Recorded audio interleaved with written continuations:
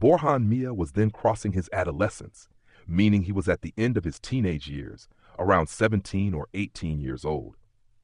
At that time, he was quite adventurous, and there was no reason not to be. Actually, this incident happened 17 years ago. Back then, those who were in their teenage years or youth would naturally express their excitement through wandering and adventure. And nature, meaning everything around, was scattered all over. In fact, civilization wasn't much developed at that time. This scientific civilization, meaning things like electricity, wasn't available. Anyway, people were interested in gossiping and various kinds of incidents, and this is an incident from Greater Sylhet, meaning a certain part of it. Now, perhaps borders have come in between, etc., but back then, that place was a part of Greater Sylhet. Different regions of Sylhet were said to be ruled by different landlords, Zamindars.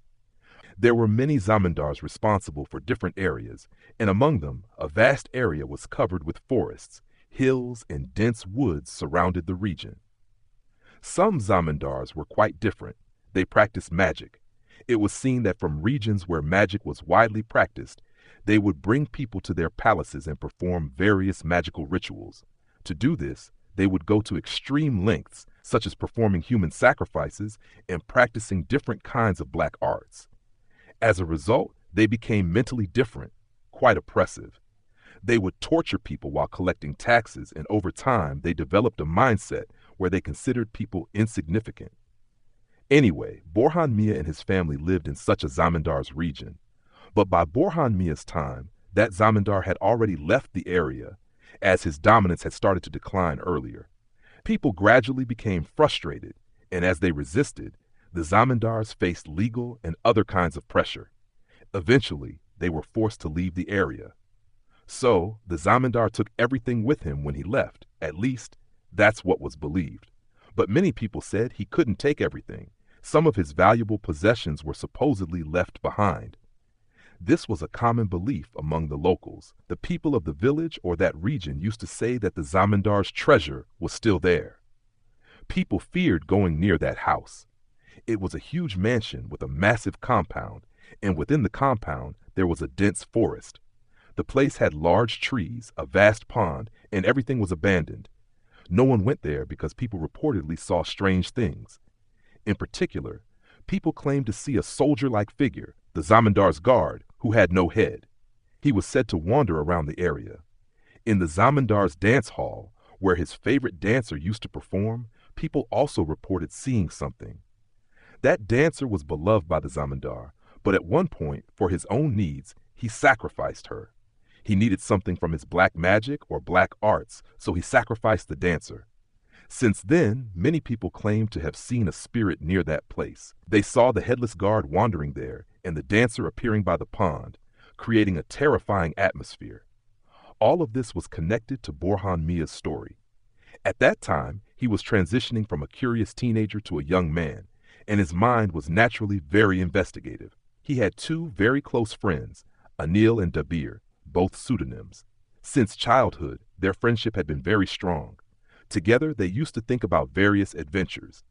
Back then, an adventure meant things like taking a boat out on the river, wandering around places, searching for something in the village, exploring vast forests, or even going on picnics. One of their favorite gathering spots was near the Zamindar's mansion. It was a dry, pond-like place, meaning there was no water there. During the monsoon season, when it rained, some water would accumulate, making it clear and reflective. But in the summer or winter, it would dry up completely. The area was surrounded by trees and forests, and sitting there, one could hear beautiful birds singing. Borhan Mia and his friends, especially Anil and Dabir, would often gather there, making various plans. A narrow footpath from that place led towards the Zamindar's mansion. They would often walk along that path, reaching a main village road connected to the mansion's road. The Zamindar was a man of great wealth and taste. He even brought workers from the city to pave the road properly. The entire path leading to his mansion was well built with stone slabs, making it a smooth road. They would walk along that road, getting close to the Zamindar's house. From a distance, they could see a massive tree standing near the entrance. But mysteriously and fearfully, they never dared to enter. They would always turn back.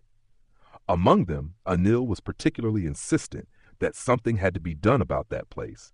He believed that there had to be something valuable left behind. Anil suggested that they should investigate the area. His idea excited them all. The three friends decided not to tell anyone about it. They made various plans, thinking about where the treasure might be hidden. Eventually, they started digging around different spots near the Zamindar's mansion, searching for something. For a few days, they kept thinking about whether some treasure was hidden in these places, but they found nothing. In reality, there was no reason to find anything there. The Zamindars were not so foolish as to leave anything behind in such places. Anyway, they kept searching, but they always felt an eerie sensation. They never dared to enter the main compound again. They didn't have the courage because just looking at such a deserted house gave them chills. It is widely believed that many people have seen something there. What I'm saying is that a headless figure was often seen, which was supposedly a servant of the Zamindar, a very loyal attendant. Many people claim to have seen him at night, standing beside the main road. Villagers walking by would see someone holding up a lantern from a distance. They would think it was a normal person, but when they got closer, they would realize that the figure holding the lantern had no head. He would be standing there, wearing the same kind of dhoti and tunic that sepoys used to wear, which had a distinct look. Seeing this, the first person would get scared and run away, and later, many others also reported similar sightings. People stopped going to that place. These three friends kept wandering around this place, searching, but fear was always in the back of their minds. They had not seen anything yet. After a few days of searching, one of the three friends gave up in frustration, saying that this was pointless and that they should just hang out as usual. But even then, their minds kept itching about the mystery. One day after finishing their usual hangout, they went back home. Anil was at home, preparing to sleep. It was past 7 p.m. At that time, Anil's uncle arrived at their house. This uncle was actually Anil's mother's cousin. He was a bit of an eccentric, someone who was never really connected to the family. He would disappear for days and only visit occasionally, which annoyed the family. The last time he had left home, he had told the family that he was going to the land of magic to learn sorcery.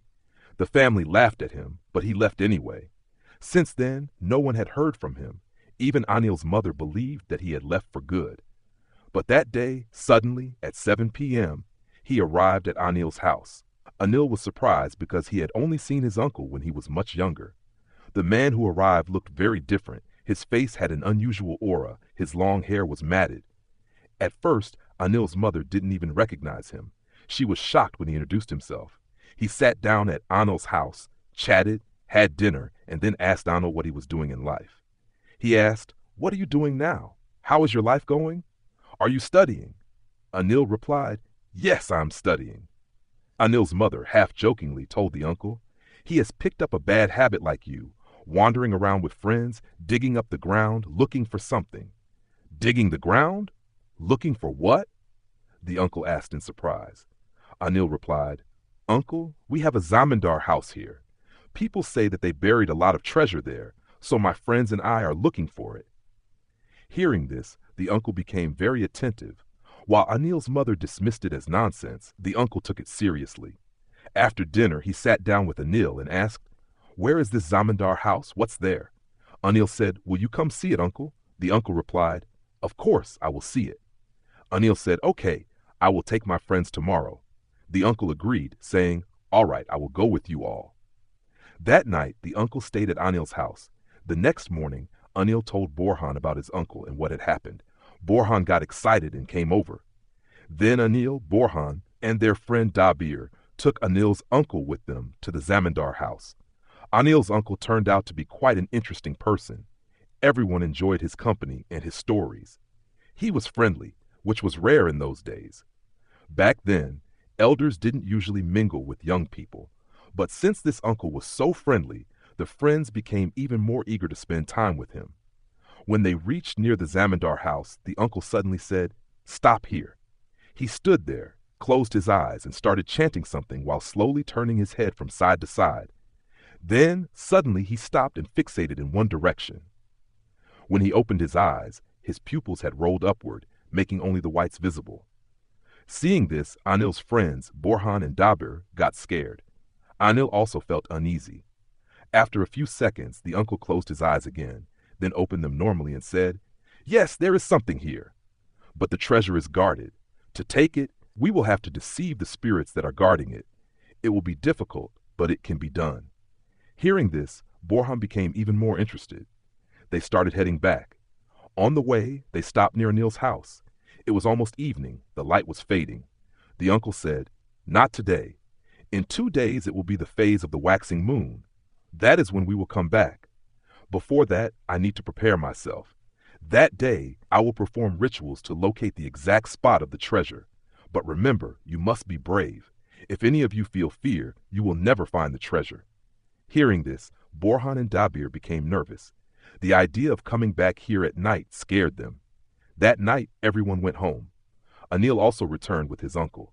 The uncle told Anil not to tell his mother anything. Anil obeyed. That night, Anil saw his uncle not sleeping in the house. Instead, he stayed outside near the cowshed, where there was a small storage room for firewood. He had arranged to stay there. Late at night, Anil saw his uncle sitting outside in the open yard, near the far end of the house. He sat cross-legged on the ground, looking at the moon, chanting something. So seeing all this, Anil started feeling a little uneasy inside. It felt like he didn't completely recognize his uncle.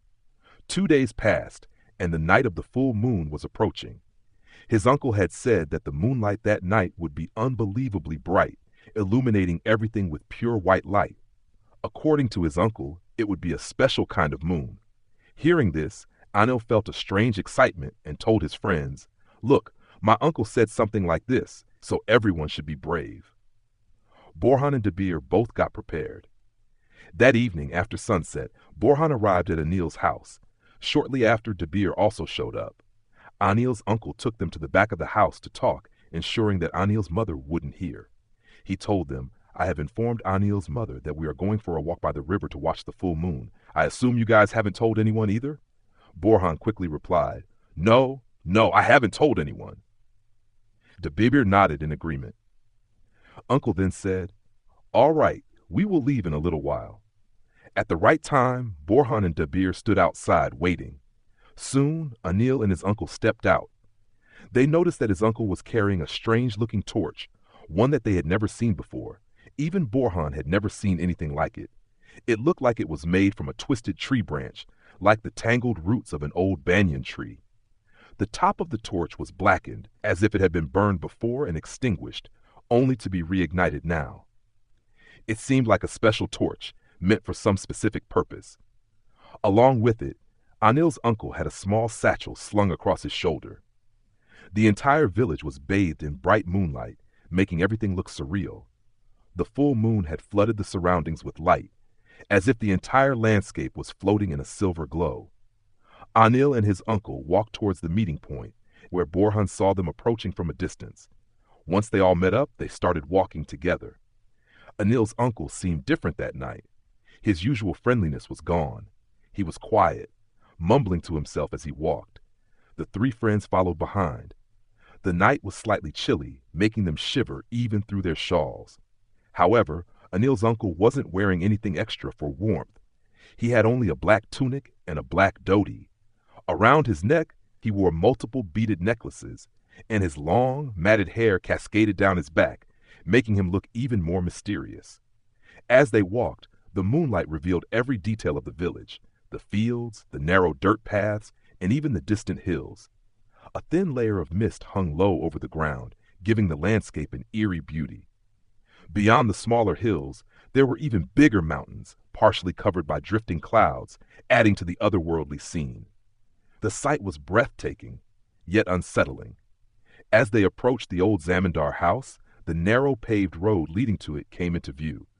They started walking down this path when Anil's uncle began chanting something in a deep, heavy voice.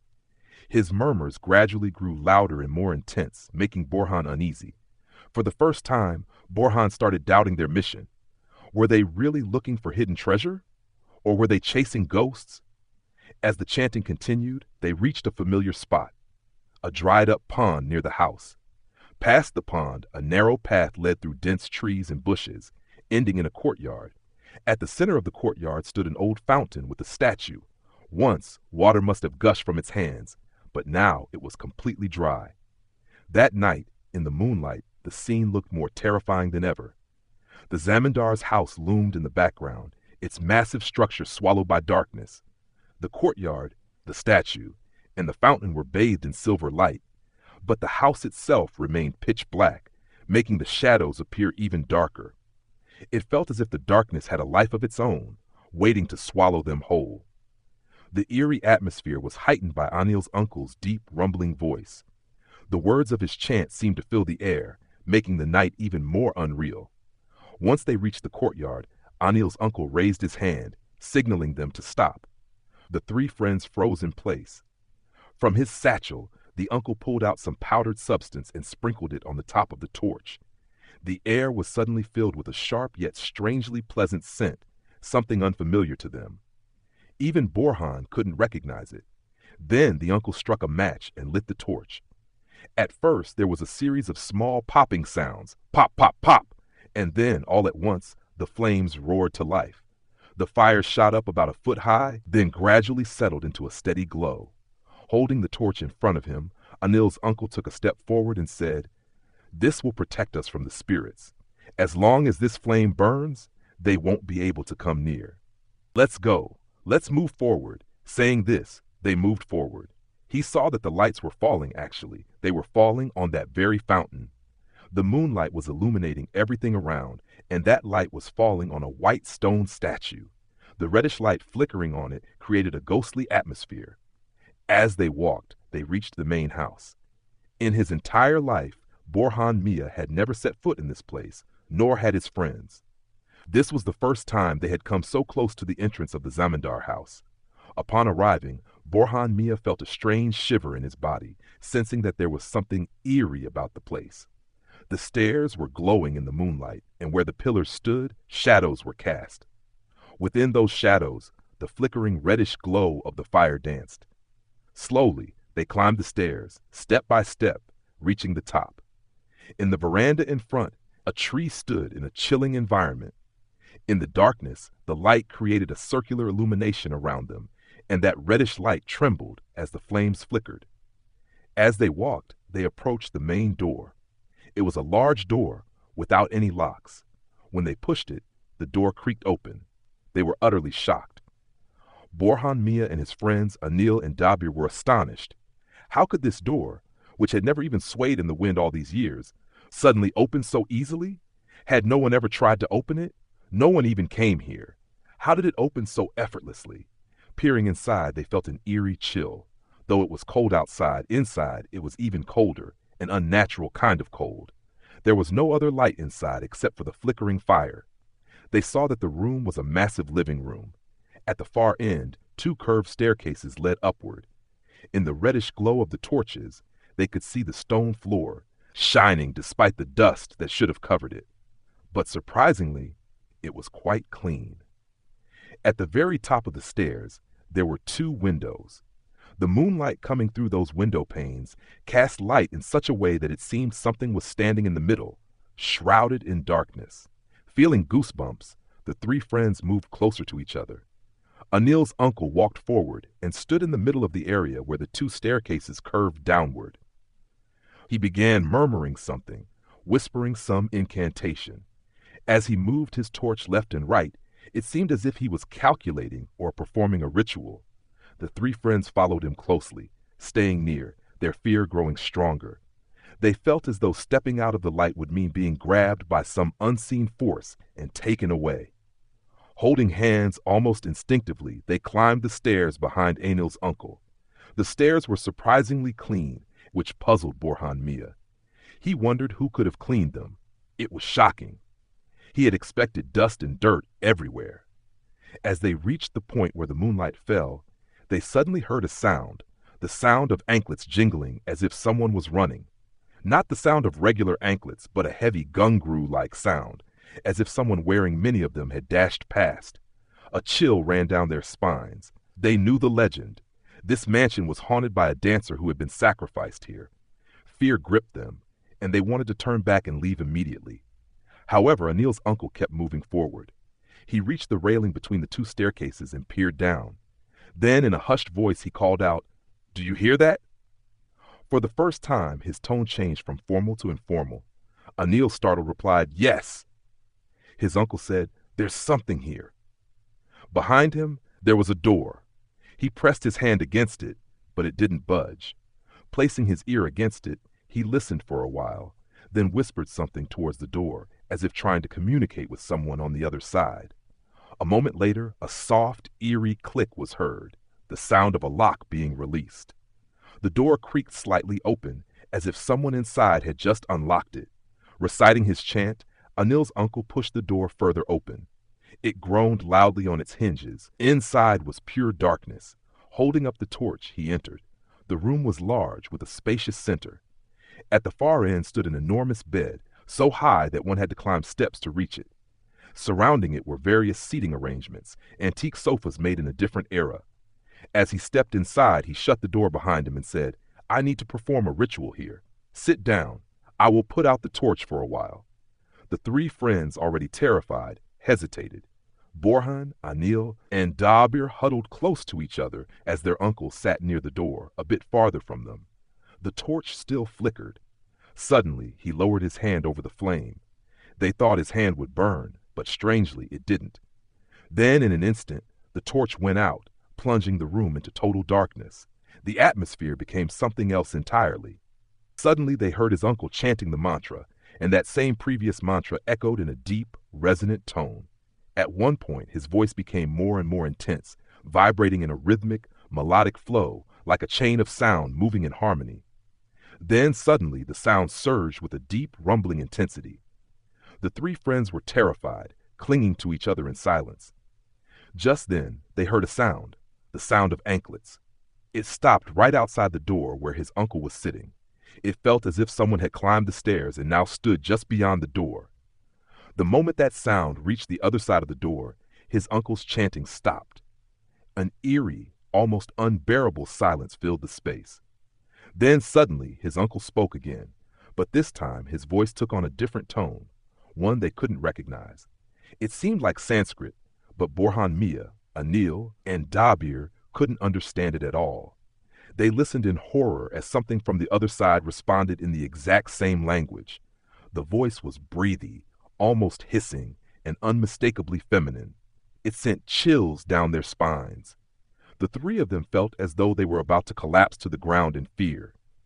They could tell it was a woman's voice because, despite the whispery tone, there was a distinct feminine quality to it. His uncle remained silent for a while, then asked another question. Once again, a response came from the other side. Then, as if to make things even worse, that hissing voice let out a faint, eerie laugh, and finally it released a slow, heavy sigh. The atmosphere was unbearable. At that moment, they heard the familiar scratch of a match being struck. His uncle had lit the torch again. The sudden burst of light after complete darkness momentarily blinded them. Their eyes struggled to adjust. His uncle then stood up and said, "Come, I have found what I was looking for. Let's go." Without another word, he pushed the door open. Borhan Mia and his friends hesitated. They were so petrified by the voice and the sound of footsteps that they didn't even want to leave the room. But when they saw their uncle stepping out into the darkness, they had no choice but to follow. They hurried behind him as he descended the staircase. But now, even their uncle seemed afraid. He moved cautiously, keeping close to the wall as he descended. As they reached the bottom, they heard it again, the sound of anklets, right at the top of the stairs. There was no other option. They had to stay close to each other. They followed their uncle out through the open door, stepping into the moonlight. As they walked, Borhan Mia felt as if life was slowly returning to his chest, as though he was escaping from some suffocating, haunted place. They followed their uncle along a path lit by the flickering torchlight, the soft glow blending with the moonlight. After walking some distance, they finally saw it, a massive, still pond. It was surrounded by nothing but trees. The cold night air made the leaves rustle slightly. As they got closer, they noticed something breathtaking, a grand, regal stone ghat descending into the water. The steps shimmered under the moonlight, as if they were glowing. None of them had imagined such beauty hidden within this eerie place. Borhan Mia thought, if I had known about this place before, I would have spent my evenings here. It's the perfect spot. His uncle, without saying a word, walked toward the ghat. The three friends followed. On one side of the ghat, where the steps met the ground, stood an enormous tree. They hadn't paid attention to it before, but now they noticed how its roots extended deep into the water, with long, gaunt, hanging branches dipping into the surface. His uncle gestured for them to descend. They hesitated. Fear gripped them. But without waiting, their uncle signaled again. One by one, they stepped down. First, Anil, then Borhan Mia, then Dabir. They walked towards the base of the tree, where the moonlight cast eerie shadows. The torchlight barely illuminated their surroundings. Their uncle motioned for them to be silent. Then he pointed ahead. Borhan Mia saw it. A black figure was approaching. A massive, pitch-black leopard was slinking toward them. Borhan Mia felt his heart stop. His entire body tensed in terror. The leopard moved smoothly, its eyes glowing like torches in the moonlight. It stopped at the edge of the ghat and stared at them, baring its sharp white fangs. The sight was terrifying. The leopard stepped forward, moving toward the very ground where they stood. Its stance was not reassuring. It looked ready to pounce. Just then, Anil's uncle pulled the three friends closer and began chanting again. As soon as the mantra echoed through the air, the leopard's stance changed. It suddenly sat down, like a cat resting in one place. His uncle took the torch and drew a circle around them on the ground. Then from his bag he pulled out a handful of powder and scattered it around the circle. "Do not step out of this," he warned. "This is your protection. I will go alone. You three stay here." Then, still chanting, he stepped forward. They watched in fear as he reached the base of the tree. From his bag he pulled out a small spade. Holding the torch in one hand, he started digging. As he chanted and dug, Borhan Mia and the others couldn't take their eyes off the leopard. The leopard remained completely still. His body was pitch black, shining like velvet, and as the moonlight fell on it, it shimmered. So as he kept poking and poking, at one point they heard a sound. It seemed like metal was clashing against metal, meaning something was hitting metal. The sound was just like when metal collides with metal. At this point, Borhan Mia and the others were confused. Should they look at the leopard or at Uncle? But they looked at Uncle and saw that he had put the torch down beside him. He placed it next to him and then positioned his head at a higher spot where the fire was burning. And with both hands, he started digging with a small crowbar. As he kept digging, he saw that he had moved a lot of soil. Then at one point, he put both his hands inside the hole. Where he placed his hands, he started pulling and dragging something with great effort. It was bending as he pulled, meaning he was tugging at it with all his strength. And at one point, he lifted something high. It was a pitcher, and under the torchlight, it gleamed as if it were made of gold. Borhan Mia was astonished. His eyes grew wide. At the same time, he quickly looked toward the leopard and saw that it was still sitting there, its eyes glistening with moisture as it stared at them. Uncle pulled out the pitcher, held it up, and signaled to them with his hand near his lips. "Shh!" Then, taking the torch in one hand, he walked over and handed it to one of them inside the circle. Then he looked at the mouth of the pitcher, which was sealed with a plate-like cover, just like a saucer. The sealing was done with something, seemingly waxed over it to keep it shut. Then he took a small chisel from his pouch and started tapping on the seal, breaking it bit by bit. As he broke the seal, he signaled them to stay completely silent. Then he began chanting a mantra while pulling off the seal, and suddenly, with a weird noise, the seal broke open. All three of them looked inside under the torchlight.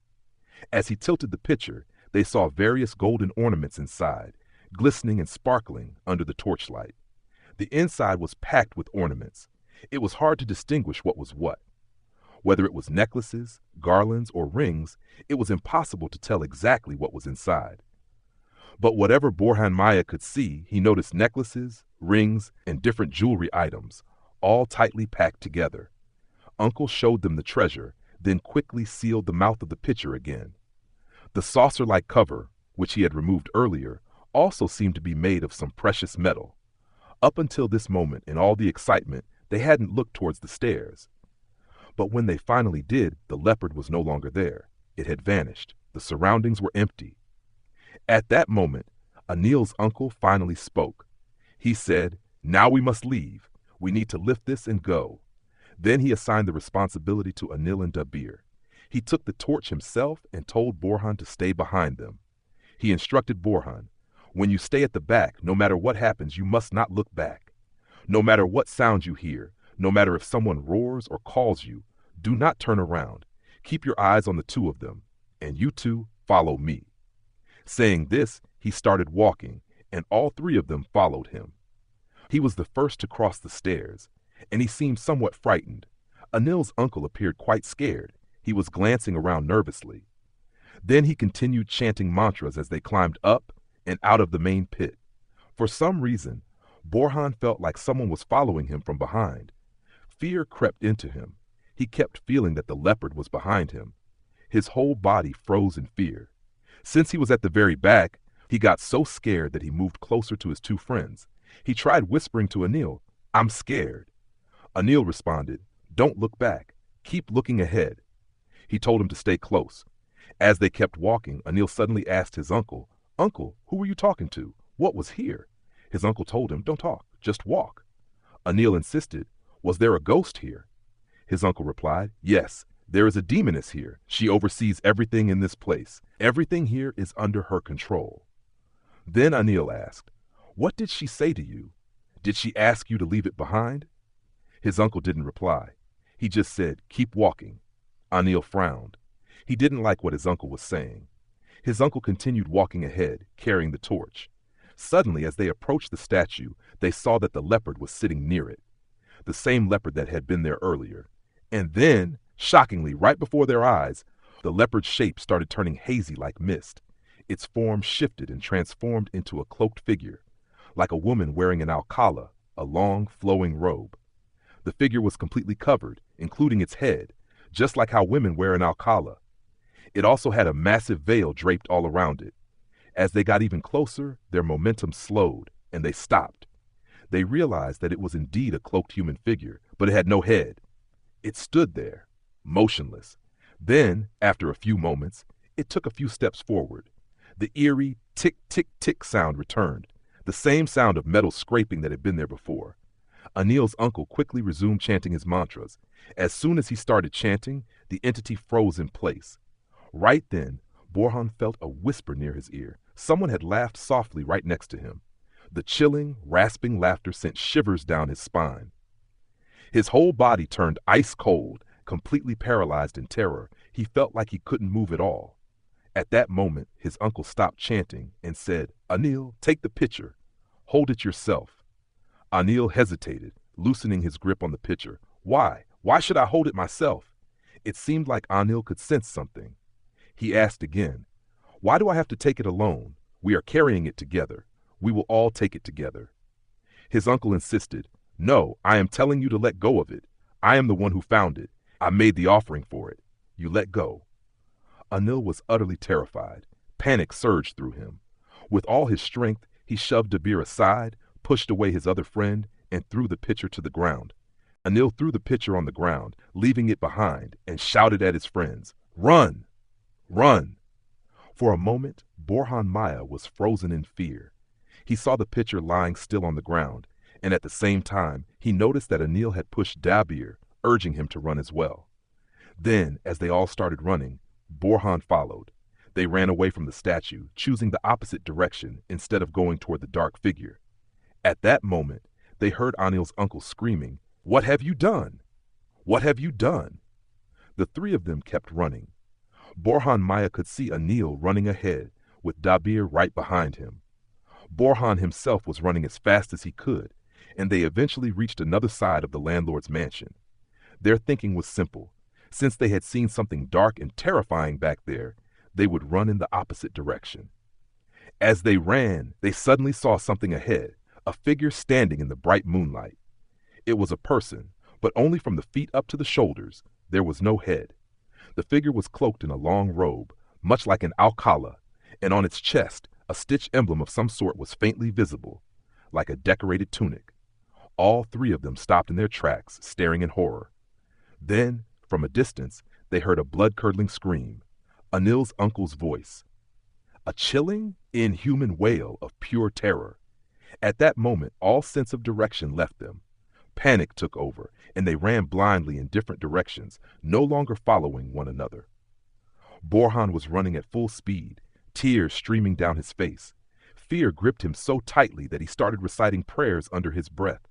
His mind was racing. Memories of his childhood, his parents sending him to the madrasa, all the prayers he had learned but had forgotten over time. Now, he was trying to recall them, desperately muttering whatever he could remember. He ran deeper into the trees, pushing through the thick vegetation, whispering prayers for protection. At one point, his foot caught on something, and he tripped, falling hard onto the ground. He tumbled forward, scraping his hands and knees, and came to a stop, lying on his stomach. In that instant, he felt as if something was right behind him. Something was about to grab him. Terrified, he clenched his eyes shut and began reciting prayers out loud, his voice trembling with fear. He had no sense of time or place anymore, only fear. Then everything went black. When he regained consciousness, he felt the warmth of the sun on his face. Harsh sunlight was filtering through the trees, shining directly onto him. He slowly opened his eyes. He was lying on dry, dusty ground. Around him there were trees, but this particular spot was relatively open. Birds were chirping in the distance. For a moment he felt relieved, but then fear crept in again. Where was he? He sat up and looked around. There was no sign of his friends, no sign of the mansion, nothing familiar. His heart pounded in his chest. Even though it was broad daylight, a deep sense of dread filled him. He could barely breathe. He stood up, still shaky, and started walking. He didn't know which direction to take, but he kept reciting prayers as he walked. After a long time, exhausted and lightheaded, he saw a thinning of the trees ahead. He walked toward it. As he got closer, he realized that he had reached a road, a proper village road. Relief flooded over him. He recognized the road. It connected to the main village. For the first time since last night, he felt a glimmer of hope. His fear slowly subsided, replaced by sheer exhaustion. Without realizing it, he whispered, Alhamdulillah. He continued walking. After some time, he reached the entrance of the landlord's mansion. He stood there for a long while, staring at the paved path leading inside. A deep sense of unease filled him. Where were his friends? Were they safe? He stood there, unable to move, his legs weak and trembling. His body was drained of energy, and he felt like he might collapse at any moment. Just as he was about to fall, he noticed two farmers passing by with their oxen. Seeing them, he tried to take a step forward, but his strength gave out, and he collapsed onto the ground. The farmers saw him fall and rushed over. They helped him up, asking where he had come from and what had happened. Barely able to speak, he managed to say, "My name is Borhan. I came from there," and pointed weakly toward the mansion. The farmers exchanged worried glances. They decided to take him with them. Borhan had no memory of how they transported him, whether they carried him or placed him on an ox's back. The next thing he knew, he was in his home. His body was burning with fever, and he was shivering uncontrollably. His family wrapped him in blankets, trying to warm him up. He could hear his mother's worried voice, the murmuring of prayers around him. Someone was rubbing oil onto his hands and feet. When they asked him what had happened, he could barely speak. A village healer, Kobiraj, was called. After examining him, the Kobiraj said, "This boy has seen something terrible. He has encountered a spirit." Borhan's father, desperate for answers, brought the local mosque's imam. The imam arrived, recited prayers over him, and performed a spiritual cleansing. Then he sternly asked Borhan what had happened. Gathering his remaining strength, Borhan recounted everything. The imam listened carefully, his expression darkening. Finally, he turned to Borhan's father and scolded him. "Why did you allow your son to get involved in such things? What kind of upbringing are you giving him that he goes treasure hunting at night with people who chant dark spells?" Borhan's father had no answer. The imam continued, "Children need guidance. If you don't spend time with them, they will be led astray. They will follow the wrong path and walk straight into danger." Borhan's father lowered his head in shame. Despite his sternness, the imam was a kind-hearted man. He sat by Borhan's bedside for a long time, reciting prayers and blowing over him for protection. Borhan remained bedridden for several days. His fever lasted and his body remained weak, but eventually he recovered. He first wanted to find out a little about his friends when his senses returned properly. Where are my friends? Where is Anil? Where is Kabir? Someone said that Anil and Dabir's parents had come, and they said they had no news of Anil and Dabir. They were searching for them because they had disappeared from home a few days ago, and they had not been found for almost 3 or 4 days. In the meantime, their families were mourning at home, grieving deeply, crying in sorrow. It was a very difficult situation. Anyway, after hearing this, Borhan Mia felt very sad. He said, "I will go to their house." They asked him, "Are you sure? Do you want to tell them the whole incident?"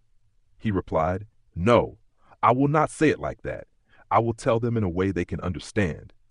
With the help of his father and the Kabiraj, he went to their house and explained what had happened. Anil's mother started wailing in deep sorrow. It was a heart-wrenching moment. When they informed Dabir's parents, they were also devastated.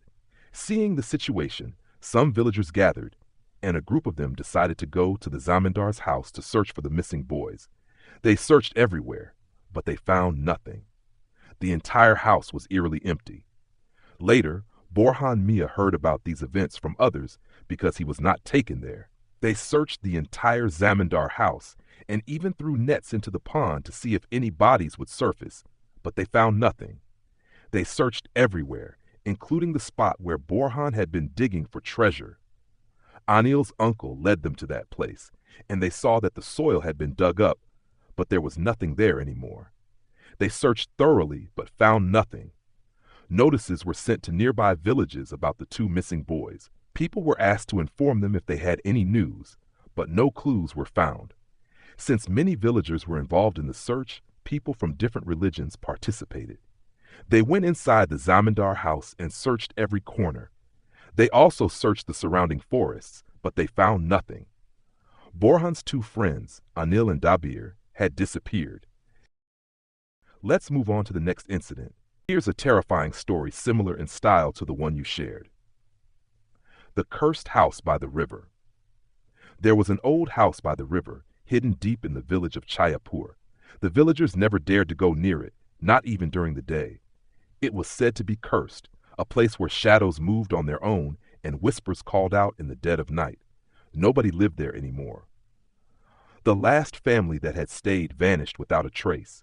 Their belongings were still inside, covered in dust and cobwebs, as if they had simply stepped out one evening and never returned.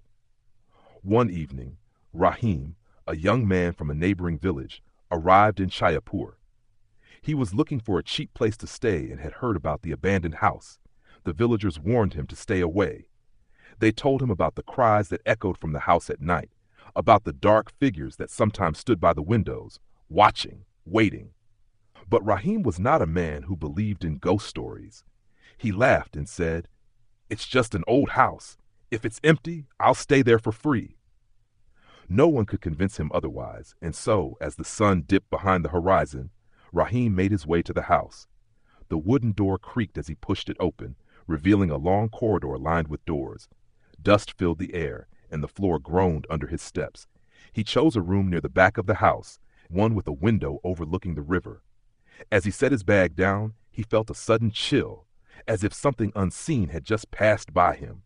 The silence in the house was suffocating. Even the insects outside had stopped chirping. Ignoring the eerie stillness, he lay on the old mattress and closed his eyes. Just as he was about to drift into sleep, he heard it, the sound of footsteps, slow and deliberate, moving through the corridor outside his room. He sat up, his breath caught in his throat. "Is someone there?" he called out. No answer. The footsteps stopped right outside his door. Rahim felt a cold sweat break out on his skin. The door handle started to turn, slowly, creaking as if someone on the other side was testing it. He jumped to his feet, grabbing his phone to use as a light. The moment he switched it on, the door swung open on its own. There was no one there, only darkness stretching into the hallway. A gust of freezing air rushed into the room, sending the curtains flying. That was when he saw it, reflected in the cracked mirror on the wall. A figure stood behind him, a tall, shadowy thing with hollow black eyes and a twisted smile stretching across its face. It was grinning at him. Rahim spun around, but there was nothing there. His heart pounded. He was imagining things, he told himself. He was just tired. But as he turned back to the mirror, the figure was closer now. It was standing right behind him. The whisper came next, soft and cold against his ear. "You shouldn't have come." Rahim ran. He didn't stop to grab his bag, didn't even turn back. He sprinted down the hallway towards the front door. But as he reached it, the door slammed shut with a deafening bang. The whispers were all around him now, echoing through the house. The walls seemed to breathe, expanding and contracting as if they were alive. Then he heard the laughter. Low, guttural, inhuman. Something unseen grabbed his ankle, yanking him to the floor. He clawed at the wooden boards, kicking, thrashing, but the grip tightened. He felt something cold and clammy slither up his leg. Rahim screamed. And then, silence. The villagers found the house empty the next morning. His bag was still in the room, his phone lying on the floor with the flashlight still on. But Rahim was gone. They searched the house, the river, the surrounding forest. There was no trace of him. That night, one of the villagers who had been part of the search claimed to have seen something in the house. Through the broken window, he saw Rahim standing there, staring out at the village. But his eyes were black, and he was smiling. Let's move on to the next incident. When the incident happened, the year was 1993, and at that time, Khadija's mother, whose name was Rajia Begum, was newly married. Khadija's father's name was Abu Kalam. In the courtyard of Abu Kalam Mia's house, there was a big jujube tree. When the jujube ripened, even after giving it to everyone and eating it, it wouldn't finish because there were so many jujubes. Since the tree was very big, Rajia Begum had always had a strong attraction to jujubes since childhood. Many people would come and pick jujubes from there. But in her in-laws' house, if someone took jujubes without permission, she would get angry. Before her marriage, many people used to pick jujubes, but after she came, she did not like that anyone would take jujubes without permission. If someone did such a thing, she would complain to her mother-in-law, although she would not say anything directly herself, as she was a new bride.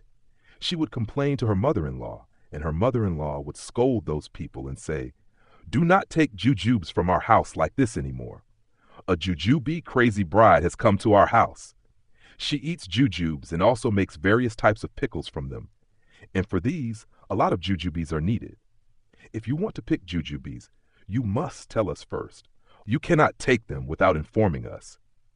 She made this rule, and as a result, people no longer had the freedom to shake the tree and collect jujubes as they pleased. One day, the Maghrib prayer call had already been given, but it was not completely dark yet. The women of the house were performing Maghrib prayers inside, and the men had gone to the mosque. At that moment, suddenly, Rajia Begum saw that a very tall woman was quickly passing under the jujube tree and crossing their courtyard. The end of the woman's sari was tied in a knot, carrying something heavy. Rajia Begum realized that this woman must be stealing jujubes. Since everyone was busy with Maghrib prayers, and village women usually do not go outside at that time, this woman had taken the opportunity to collect a large number of jujubes and was leaving. Seeing this, Rajia Begum got very angry. She quickly called out to the woman from behind and said, "Hey, what is this? Why are you coming here at this time? Does anyone pick jujubes in the evening? It is prayer time. You should be at home." But the tall woman did not look back or say anything. She just kept walking away. Then Rajia Begum's mother-in-law also joined in because she saw her daughter-in-law speaking to someone. She came out and asked, "Who is that tall woman?" Even after repeatedly being spoken to, the tall woman did not turn around. Then, in frustration, Rajia Begum picked up a small stone and threw it at the woman, saying, "Stop right there.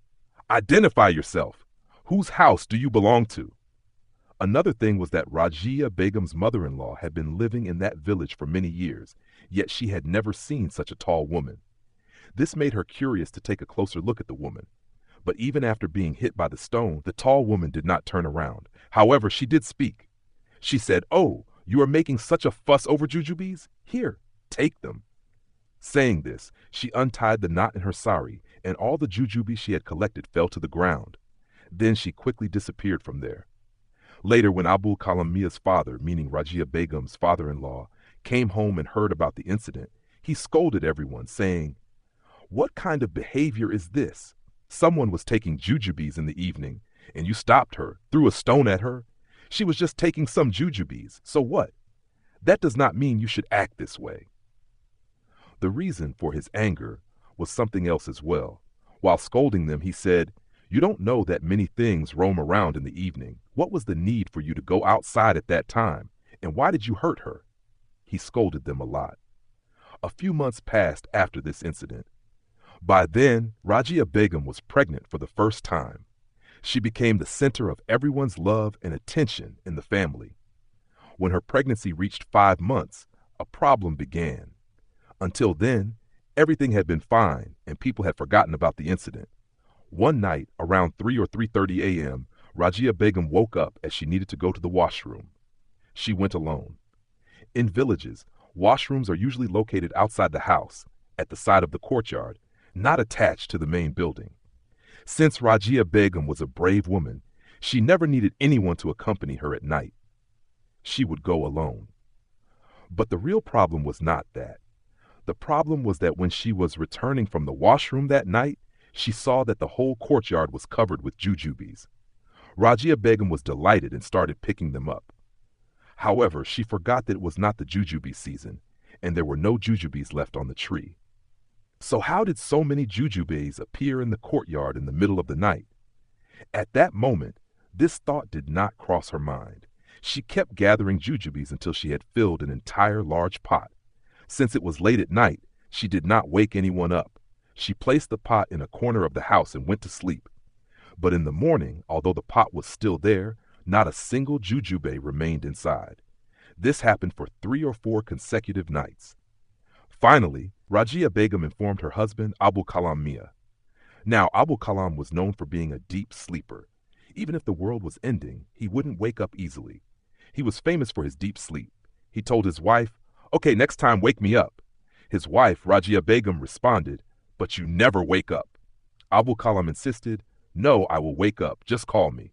In this situation, he had no choice but to go with her, even though he was a deep sleeper.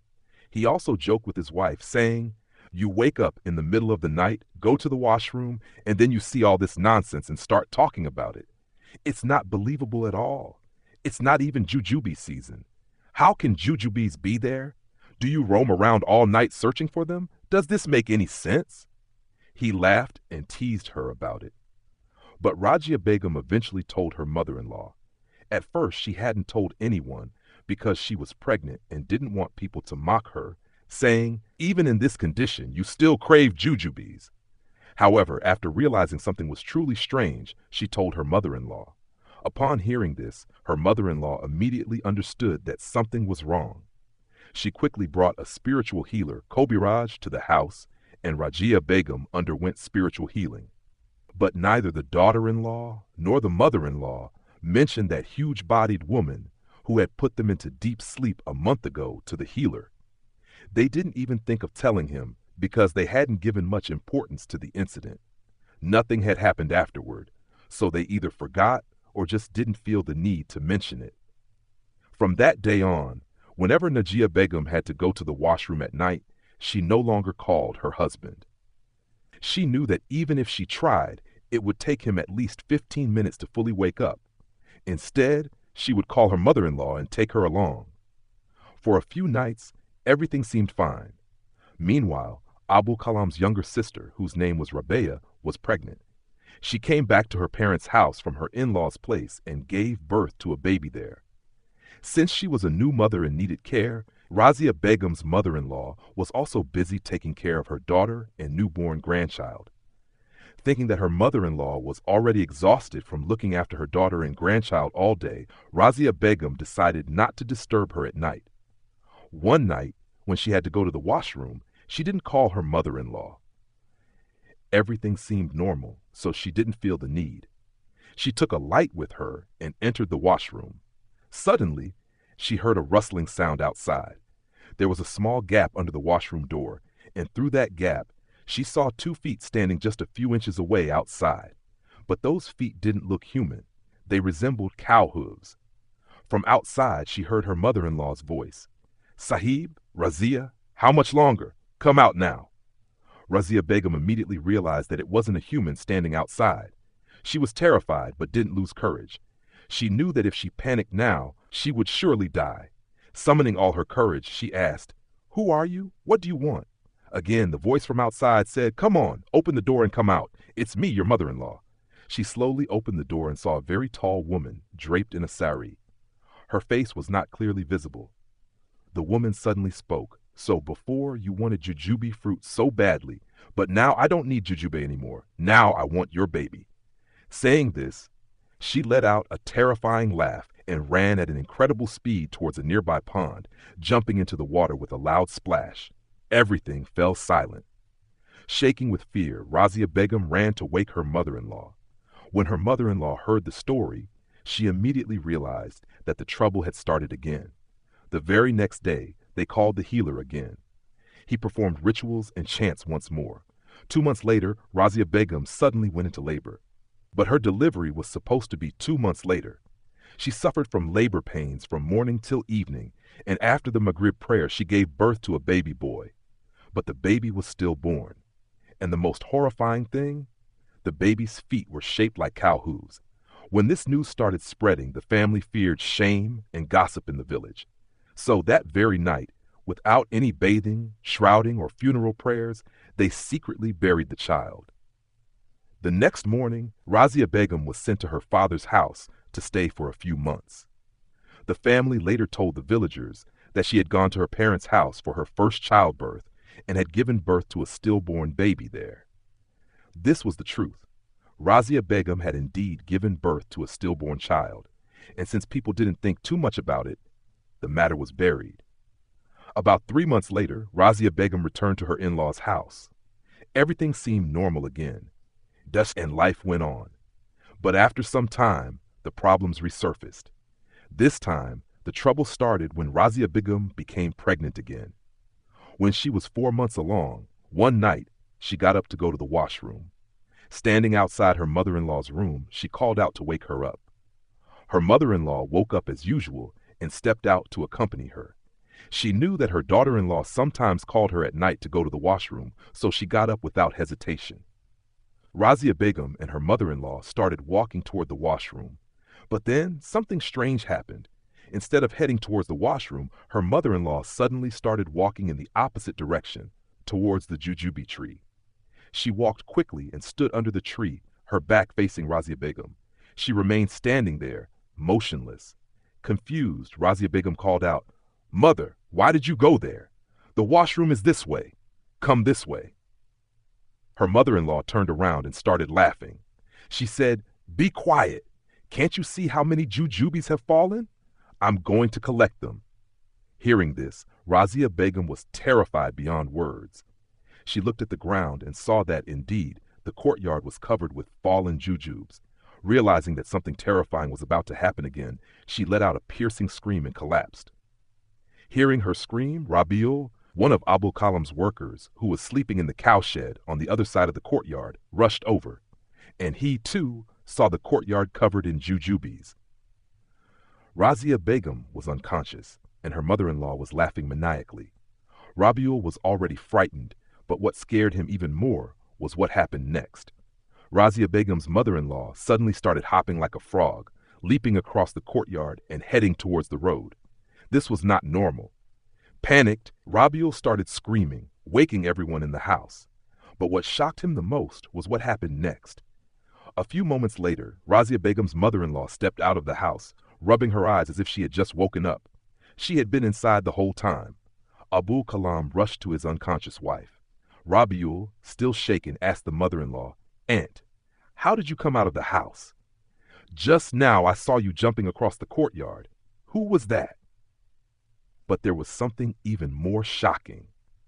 When Rabiul had first rushed to the courtyard, he had seen jujubes scattered all over the ground. But now there was not a single jujube in sight. He told everyone what he had seen, and the entire household was terrified. Somehow they managed to get through the night. The next morning, Razia Begum's parents were called, and the entire incident was shared with them.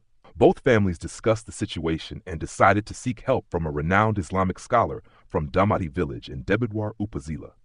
The scholar was brought in, and after listening to the story, he announced that he would summon the jinn. On the appointed day, the jinn was summoned. After much effort, they managed to extract information from the jinn. The jinn revealed that Razia Begum was the victim of black magic, and the person who had cast the spell was none other than her own paternal aunt. Razia Begum's aunt had wanted her to marry her own son, as she was after Razia Begum's father's property, but Razia Begum's father had refused the proposal. Even Razia Begum's cousin, the aunt's son, was not interested, and Razia Begum herself had no intention of marrying him either, as they had grown up together like siblings. This Razia Begum also considered him as her own brother. That cousin also considered Razia Begum as his own sister. This was the main reason why neither of them agreed to the marriage. The real problem was created by Razia Begum's aunt. Driven by greed and the desire for property, she wanted this marriage to happen. But when she saw that neither her own son, nor Razia Begum, nor even Razia Begum's father agreed, she had no other choice. The plan had failed, and she lost the chance to get hold of the property. So, to ruin Razia Begum's married life, she resorted to black magic. After 3 days of continuous efforts, the scholar finally trapped the jinn in a bottle. With the help of the jinn that accompanied him, he gathered information and collected the various objects that had been used for the black magic. These objects were then destroyed. After that, in due time, Razia Begum gave birth to a healthy baby boy naturally. That baby was completely normal. And this Khadija, she was born later. Her elder brother's name is Junaid. Dear listeners, the Jujube tree incident, the sudden appearance of fallen jujubes, was not just because someone had thrown a stone at the tree. It was not that simple. In reality, this terrifying jinn had been summoned through black magic. At the beginning of the incident, it might have seemed like a coincidence, but by the end, it became clear that it was all a well-planned act. The entire intention behind this was to harm Razia Begum and destroy her married life, and because of this, her first child was lost. But by the immense mercy of Allah, Razia Begum is now fine, healthy, and well. Her children are also doing well. That one daughter, Khadija. If you would like to share with us an incident that happened to you or a true ghost story that you know of, please write or record the incident and send it to us by email. Our email address is ghostredeye@gmail.com, GHOSTSREYE@gmail.com.